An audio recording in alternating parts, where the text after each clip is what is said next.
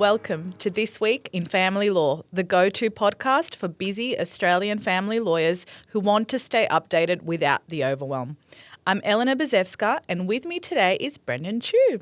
Hi, Brendan. How are you? I'm good. I'm excited to be back on to hopefully share some useful insights for our viewers. Thank you. And it must be a little bit of a different feeling being back in the co-host seat as opposed to the host. It is. It's a bit refreshing. I definitely found it very interesting to be on the other side of the room, but it's nice to be back in this seat. Let's get right into it. What's up, Brendan? Yeah, so a few things from my end this week. So for New South Wales, registrations are now open for the 2026 Panel Practitioner Forum run by Legal Aid New South Wales. There will be an opportunity in this session to hear from the Family Law Division about current developments in Legal Aid New South Wales. There will also be an opportunity to ask questions and share feedback at the forum. So anyone who's interested, please obviously attend via either in person or via Microsoft Teams. Continuing some further updates, again for New South Wales, the 2026 New South Wales Law Society Council election kicks off in late August when the notice of forthcoming election drops. So if the Law Society has a unique email address for you, you will get an invite to put in your vote. If you don't have a unique email on file, you will get a hard copy ballot to submit your vote.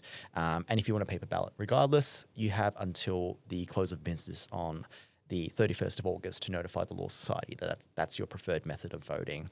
And then finally, another one for New South Wales, and particularly relevant if you are a practitioner who's working in rural, regional and remote areas. The date for the Rural Issues Conference has actually now been announced, which is the 23rd of October 2026, to be held at the Amora Hotel Jameson, which is ironically right here in the CBD.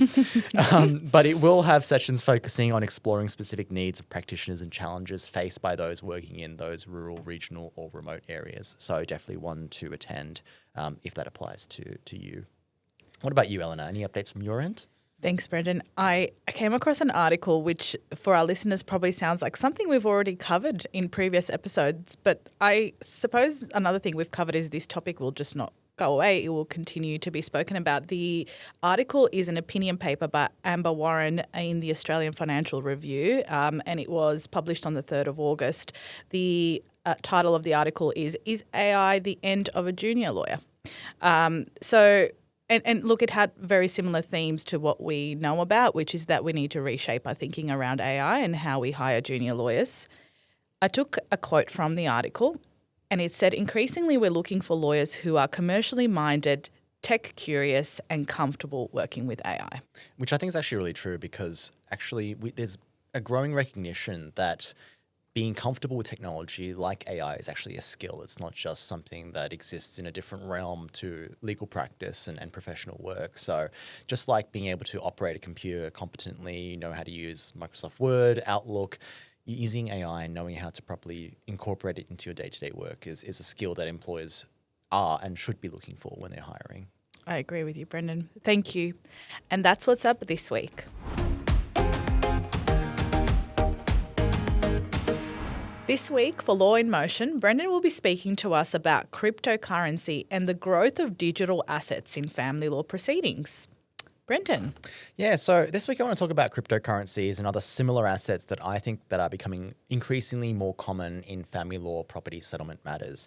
And according to an article I read earlier in the year in 2025, the Australian cryptocurrency market was valued at over 82 billion Australian dollars, and around 4.6 million Australians reported owning at least one cryptocurrency. So close to about 17% of the Australian population has dabbled or continues to dabble in cryptocurrency.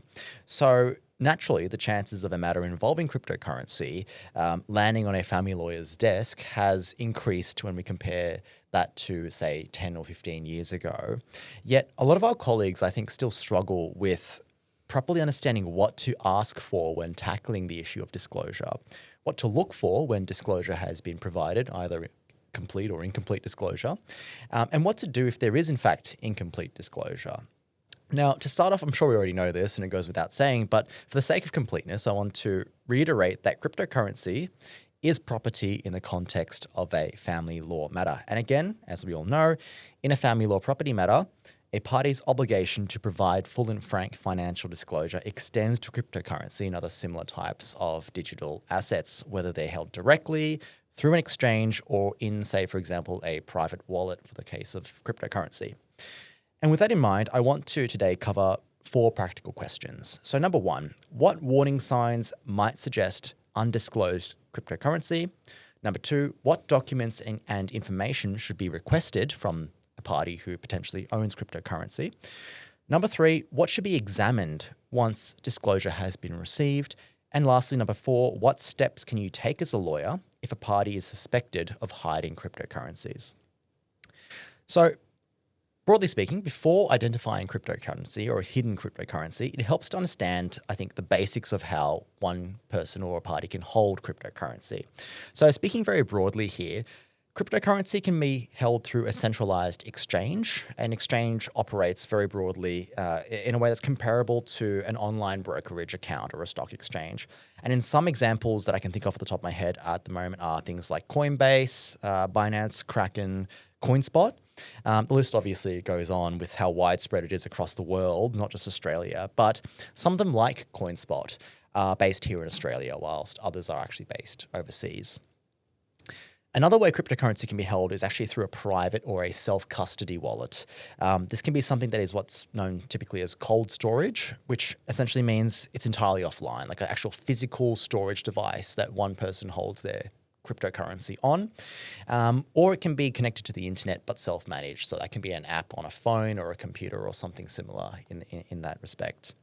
But regardless of the storage method, an underlying element of this is that transactions are generally recorded on public blockchain ledgers. And whilst the transactions themselves are actually publicly accessible and you can see the record of that transaction happening, that information is public, the identity of the actual individual, the person owning the sender and recipient wallets, is actually not. So the practical task for family lawyers and really anyone trying to identify who's who in the zoo is to therefore connect a known person with a particular exchange account or wallet address, which is a very, very difficult task, and we actually try to do it ourselves. I know, imagine if you have a client who's come to you and said, you know, my former partner had cryptocurrency, or even I hold cryptocurrency. I'm not quite sure how to identify all the transactions, which is a little bit curious considering it's a public available register, but it doesn't operate with the same transparency as a bank statement. That's right. And I think that's what actually stumps a lot of lawyers and causes them to, I guess, go, ooh, I'm not sure what to do with that. So hopefully what we can do is actually share some practical tips on what to look for. So that's a perfect example. So your client comes to you and says, my ex, I think they own crypto. What should I do, or what should the lawyer do from that point in time? Well, I think the first thing they can do is actually look for payments to cryptocurrency exchanges or payment processes from a known reference point, such as a bank account. The transaction may not include the word crypto. In many cases, it doesn't, but it might include abbreviated company names, overseas merchants, or the name of a third-party payment processor. And then with that information there, you can look for things like repeated transactions or transfers of round amounts, small initial payments followed by larger payments, international transfers inconsistent with ordinary expenditure, transfers to accounts not otherwise disclosed, unexplained cash withdrawals, payments through PayPal, Wise, Revolut, or similar services, and deposits from exchanges that may represent the sale of cryptocurrency. So there's like a few different things that you can look for here and there. It seems quite broad. It is. So from a lawyer's perspective, you're talking about exchanges. It's not the Australian Stock Exchange. It's not it's completely different variety. And one person can use multiple exchanges as well. So you're dealing with a lot of different names, a lot of different organizations, and just words on a page, which individually may not mean a whole lot. But my main message here is really looking at a bit longer pattern of behavior, a broader pattern of behavior, taking a step back, a bit of more of a holistic view and really seeing what's going on here. Where's the money actually flowing? So that's the first step into identifying, is there crypto? Should I be looking further into this? So that's point number 1. Now, another thing to look out for is actually information coming from tax and accounting records. So cryptocurrency disposals may give rise to, of course, CGT consequences. They're not immune to that. And so tax records can give clues about any sale of cryptocurrency as well. And then there's what I also like to call adjacent or contextual information, which may be things like frequent discussion of things like Bitcoin or Ethereum, trading, NFTs or other blockchain projects, membership of an individual in cryptocurrency investment groups, the use, of course, of exchange or wallet applications, possession of a physical hardware wallet. I'm sure sometimes if you've got something valuable, you'd probably tell your spouse or your partner, actually, this is really important. Don't, leave it in the safe or something like that. Have it physically here. Yeah, don't go giving it to someone else. So maybe that's a clue to tap into as well. Participation in cryptocurrency mining, which is often a common pastime for those who are interested in cryptocurrency. And of course, the family lawyer's favorite, the sudden reduction in savings shortly before or after separation. So if someone's deliberately taking steps to purchase crypto as a means of actually hiding money, and that's something to look for as well. And I'm sure we've seen that not just with cryptocurrency, but in other areas as well, just trying to ship money offshore or to hide it in a place where the other party can't touch it. Absolutely. I think there's two things that come to mind. The first is there is a lot of terms there that are unfamiliar, and I imagine they're unfamiliar for a lot of family lawyers out there, and having you list them out is quite helpful. I would imagine everyone in practice would probably benefit from having a common terms document that they refer to when it comes to this type of asset. Yeah.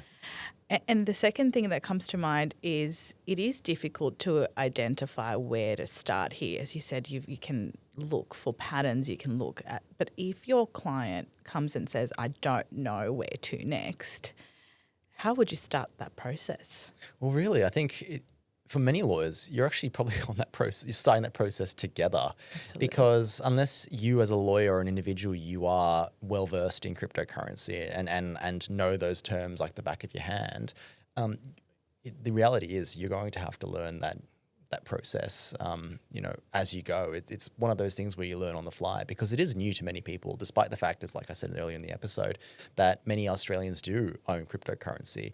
The percentage that probably of lawyers that deal with cryptocurrency is probably still comparatively low, but of course we still must be aware of it because the chances of that being a live issue in a matter will only increase as time goes on. Sure. I guess, on that topic, really, once you've identified or reasonably suspect that there's hidden cryptocurrency somewhere or cryptocurrency is an issue in the matter, what disclosure do you ask for? So this is probably answering that question, where do you start? Well, first of all, you should request a schedule of all digital assets held at any time during a relevant period, and depending on the case, that relevant period can change. So it could be several years before separation or all the way up until the present. And that schedule should identify things like the type and the quantity of each digital asset like cryptocurrency, when and how it was acquired, the acquisition cost, its current location, whether it's physical or held on an exchange electronically somewhere, the exchange platform or wallet through which it's held, the relevant wallet address or public key, its present value, and any details of any sale, transfer, gift, loss, or disposal. So a lot of things. It's like a shopping list. You stole the words right out of my mouth. It's a shopping list of what a lawyer would like to see, and I'm immediately thinking probably the lawyer on the other side or the person from whom this has been requested will not be supplying that level. It's going to be like pulling teeth and drawing blood from a stone, which is the case even for existing things we're commonly used to dealing with in financial disclosure because, asking for bank accounts, that often is already a nightmare in itself. But all we can do is just do our best to ask for these things and make those requests because really there's no other way you can get that information. In fact, I've got even more things I want to share in terms of what else you can request too because like you said, the shopping list, it goes on. Great. Things like, requesting information about account opening and identity verification records in relation to cryptocurrency exchanges or trading platforms, complete account statements, transaction histories, deposit and withdrawal histories. So actually it's similar in a sense to bank accounts in a way. Trading histories, records of transfers between wallets. So similar to how you would be looking at transfers between bank accounts in a way. Records of staking, lending, or other rewards redeemed through cryptocurrency, records of linked bank accounts and cards, tax reports, which I mentioned briefly earlier, and account closure records. So a lot of these actually do, in fact, mirror bank accounts in a way. So they're not entirely foreign, but they just have their subtle nuances that differentiate them from things like a traditional bank account. And I'm thinking about whether or not this is all just easily downloadable from the wallet or however it's held. Is it the case that someone can readily find these statements, or is this an explanation of the level of information needed to make an assessment about this asset that may or may not live in a ready and, human digestible form, right? Correct, Yeah, yes. and actually it's just interesting that you mentioned that, but because really it also depends on the platform that's being used, right? Sure. So if it's something that supports that functionality, then yes, the answer is yes, it can be downloaded quite easily. Like, for example, if you log into your online banking, you can download a PDF or export a CSV, for example, of the transaction listing. But that varies from platform to platform, so I can't speak on behalf of all platforms out there. And even between online banking platforms, that changes, That's right. right. So it would be a similar type of experience. And, it could be the case where you do ask for that from the other side, and the other side says, I can't get that. But in reality, they probably could if they really tried, but it's just a matter of whether or not they want to. And often the answer is no, they don't want to. But that's actually a good point, because really, where possible, the records should be, as I just mentioned, in a human readable format for the human to digest. But also at the same time, that should be accompanied by their native format, whether it's a CSV or something similar, which will actually assist in forensic analysis of that if needed by an expert later down the track. So it's better to have both options, really, depending on how deep you want to dive into this rabbit hole. Well, particularly because it's such a volatile asset, and I think I found this issue with a couple of the matters I had in practice involving cryptocurrency. We would be heading up to a mediation, and virtually the morning of, my client would say, I don't know what to do with this. The value of my crypto has gone up. And we're talking significant amounts. This particular client I have in mind had over $1 million worth. Wow. In crypto. So it was significant, absolutely has to be disclosed. But, the volatility of it, how do you actually have a document? I mean, I guess in some ways there's a lot of overlaps with bank statements, and that's a quickly changing asset as well. And shares is another example. I mean, you could be logging into your online brokerage account one day, and then the next, the values change significantly. Maybe there was a significant spike in value overnight due to something, or likewise, it could be a significant drop in value. It's just one of those things where it's like, well, as at today's date, here is the most up-to-date value we have. And if we can't agree on it, well, then we're going to have to find someone who can give us an independent valuation. So it's not, we're not revolutionizing the way we value certain assets. It's just that, well, we have to be cognizant of the fact that it can and will change in value, and it fluctuates because it's so volatile. Yeah. Now, that's all, easier said than done, but hypothetically, once you have the documents, which I know is probably never going to be the case, you'll never have every single document you look for. So once you have most of the documents, what do we look for? Well, here's the fun part. So as I said earlier on, start by looking at a known or quantifiable point of reference, which means to look for the money leaving the traditional realm of what we're used to. So like, money leaving a bank account in dollars or whatever currency that we're dealing with. Something you can point to. That's right, exactly. Before things get complicated. That's right. So, start from somewhere where you actually understand, because otherwise if you dive headfirst, you're going to be lost very quickly.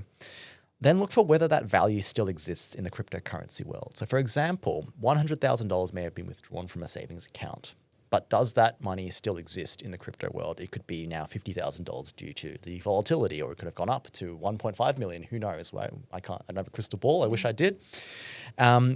But the value changing between what the reference point is and what it is now could mean a few things. It could mean that there's additional undisclosed cryptocurrency elsewhere that's been lost through trading, transferred to another wallet, or moved to a different platform. So that's hint number one. Next, look at the withdrawal records from the exchanges themselves, if you do actually have them on hand. These will often identify the destination address, transaction identifier, which may actually allow the transaction to be viewed on a public blockchain explorer, which will, again, give you more visibility. And while you do this, check to see whether a particular destination wallet actually receives repeated transfers from the same exchange account. And as I said before, the owner of a wallet is not publicly visible. So it can be a difficult task to marry up an individual with a wallet. But if you can see this constant pattern of transfers into that might actually assist in arguing or establishing that a wallet is controlled by a particular individual, even where ownership is actually denied. So you're talking about inferring from patterns, yes, which is it's a very detailed exercise. And having done obviously quite a lot of reading into this topic, you appreciate what needs to be looked out for. I'm wondering, for our listeners out there, whether at this point you're just waving the white flag and going, I need an expert. And that's the thing. It may be cheaper or more convenient at the time to engage an expert, but it's also, it's as with most things in family law, it's a discussion of proportionality. What's the cost of engaging an expert? What's the cost of going down this rabbit hole? Is it cheaper for my client? And perhaps will we reach a resolution faster just doing it myself? So every matter is different. It's up to the call. It's the practitioner's call as at that point in time. Yeah.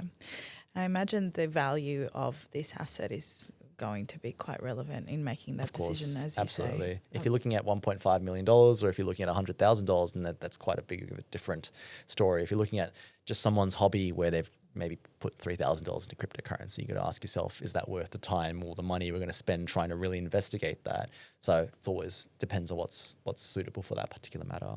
Looking at conversion patterns as well. So one thing to help that I think is really helpful to mention to our viewers is actually cryptocurrency can be exchanged for other cryptocurrencies as well. So, as if the waters couldn't get any muddier, here we go. Not just traditional currencies. So for example, Bitcoin, which is probably one of the most well-known cryptocurrencies out there, that can be exchanged for things like Ethereum or even Dogecoin, which is another one that was floated around a little while ago, and other blockchain-based assets. So this may again help identify the full extent of the cryptocurrency ownership or holding by a particular individual. So again, something else to keep in mind. And now to the fourth and final conversation for the topic of this week. I know we've been through a lot, but we're almost there. What should be done if there's a risk of hidden cryptocurrencies? So as always, as I mentioned before, the response should always be proportionate to the amount at stake and the evidence available. Yeah. So some possible steps can include things like issuing a targeted request for further disclosure, issuing subpoenas to banks, accountants, companies, or Australian-based exchanges, seeking orders for disclosure, engaging a forensic accountant or a single expert or a specialist blockchain investigator, obtaining valuation evidence, and in urgent cases, considering injunctions or asset preservation orders to prevent the dissipation of cryptocurrency or blockchain-based assets. And again, none of these are specifically unique to cryptocurrencies. We do something similar for other types of assets that we want to preserve or protect or prevent being disposed of. But I think the last one in particular, delay is almost always going to be in favor of the person seeking to hide or send cryptocurrency elsewhere. Away. That's right. And so consider the level of urgency. And if there's evidence of imminent dissipation, urgent protective orders may, of course, need to be considered. Again, proportionality is key here, of course. But that being said, I want to acknowledge that law and really just us in general, we are always playing catch up with technology, right? So cryptocurrencies and other blockchain-based assets, they're just one of the many examples of where a determined party can cause serious headaches for lawyers and the other party. Absolutely. Where if they really wanted to hide something, they really can. And it's going to be an absolute nightmare searching for a needle in a haystack for the lawyer on the other end trying to find this digital paper trail that's fragmented all over the internet, really. And we're talking about a trading platform that's open 24/7. So unlike the traditional stock exchanges that have certain trading hours and, there's a bit of a slower movement on assets on that front. We're talking about things changing at any hour, any minute of the day. And I do think that all the complexity you've mentioned, which has been really helpful to hear about in quite a structured way, it probably is very commonly used as a confusion method to have whatever party will benefit from having that method not fully disclosed. That's right. That's right. And that's I guess one of the limitations of what we're dealing with. We won't ever be able to see the full picture as family lawyers. We only can see what we're given, which in many cases, as we said before, is not much.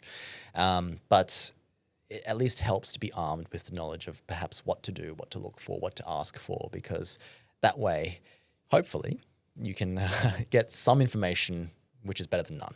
Thank you, Brendan, for taking us through that research. I've learned a lot from this episode, and I'm sure our listeners have too, taking us step by step through what to consider in these instances.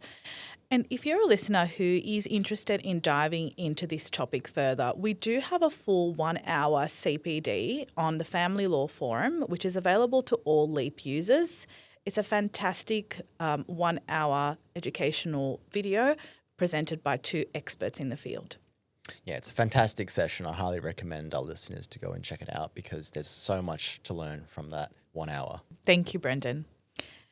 We've loved being in your ears this week. Don't forget to like, subscribe, and share this episode. If you have any questions or feedback, please reach us by email or on Instagram, TikTok, or YouTube. Stay tuned for next week's episode. New episode drops every Monday.